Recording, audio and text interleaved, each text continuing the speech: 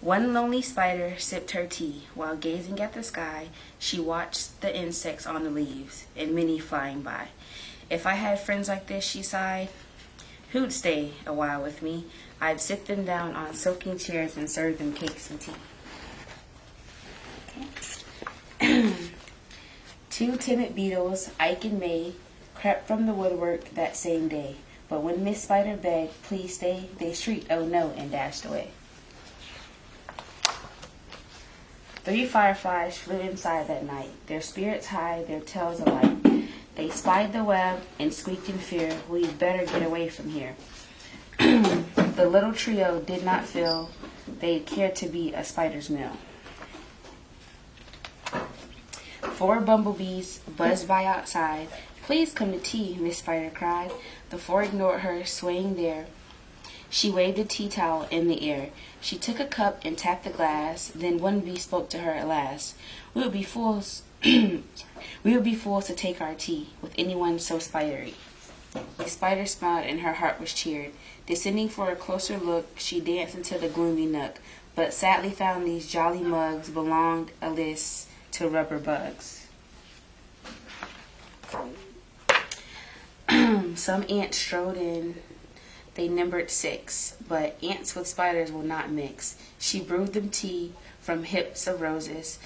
The purple moon turned up their noses. A fine bouquet concealed its prize of 7 dainty butterflies. Miss Spider, watching from the wall, was not aware of them at all.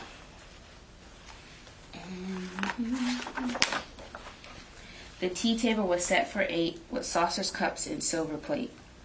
The cakes were fresh, the service gleamed, yet no one would arrive, it seemed. Her company in demand left her a cup for every hand. Oh, that's so pretty. I didn't know where to go to her tea party. 9 spotted moths kept safe and warm in shelter from a thunderstorm.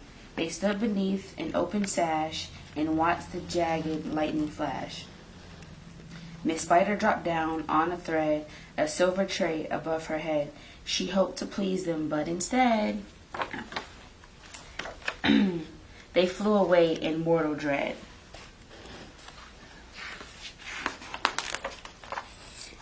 They've left me all alone, she cried. She dabbed her eyes and sadly sighed. It's plain no bug will ever stay. Her tears splashed down upon the tray. 10 tiny, streaming cups of tea were perched atop her trembling knee. She sipped and sobbed, then heard a cough, and turned to see a small wet moth, a fragile thing so soaked by the rain, his wings so damp, his wings too damp to fly again.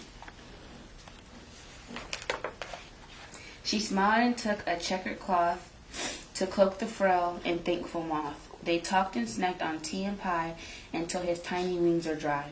Then lifting him with tender care, she tossed him gently in the air. The moth told Ike, then Ike told May, who went from bug to say, there is no reason for alarm. She's never meant us any harm. So later on that afternoon, assembled in the dining room, 11 insects came to tea to share Mrs. Spider's courtesy.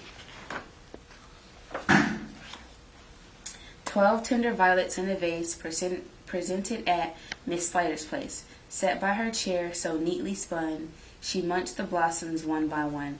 Her friends were glad to watch her feast upon the florist's centerpiece. It was a great relief to see she ate just flowers and drank just tea. Miss Spider's reputation grew. Before too long, our hostess knew each bug who crawled or hopped or flew, and all their lovely children too.